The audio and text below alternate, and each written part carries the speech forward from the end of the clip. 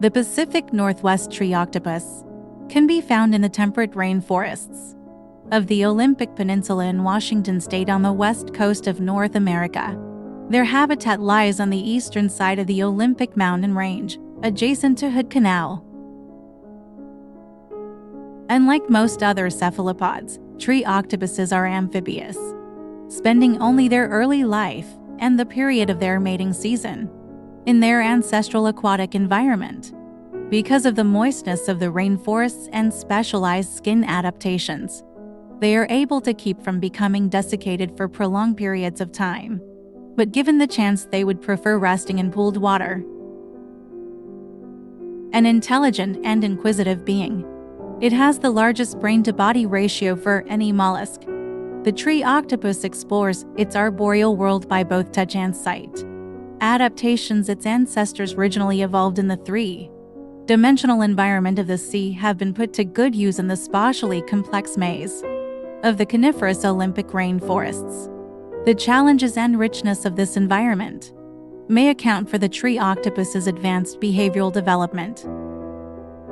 Some evolutionary theorists suppose that arboreal adaptation is what laid the groundwork in primates for the evolution of the human mind.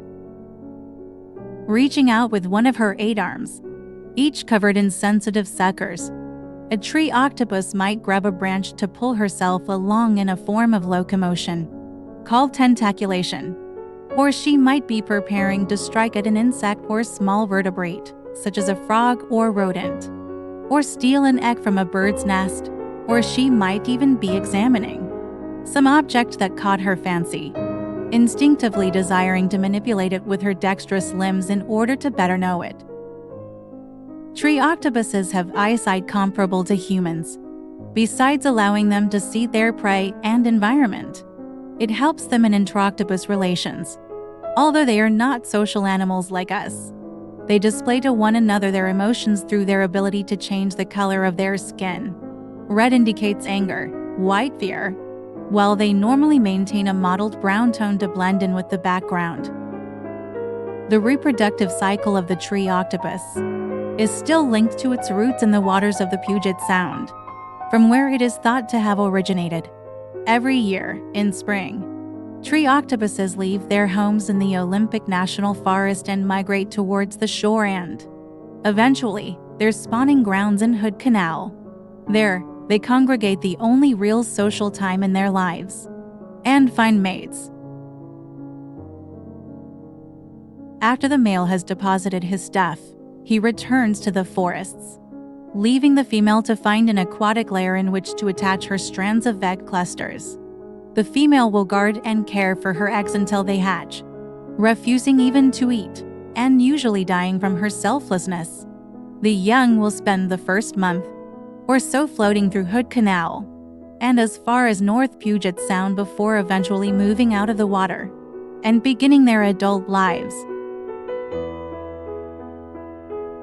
Although the tree octopus is not officially listed on the endangered species list, we feel that it should be added since its numbers are at a critically low level for its breeding needs.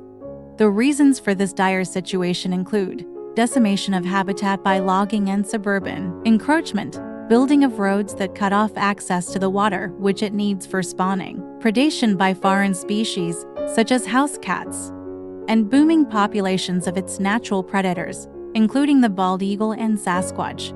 What few that make it to the canal are further hampered in their reproduction by the growing problem of pollution from farming and residential runoff.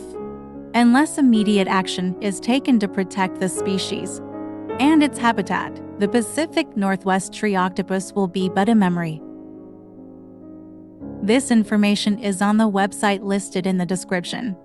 Visit it to learn more about the Pacific Northwest tree octopus.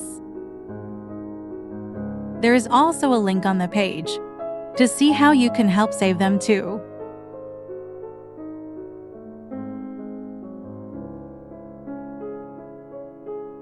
Thanks for watching.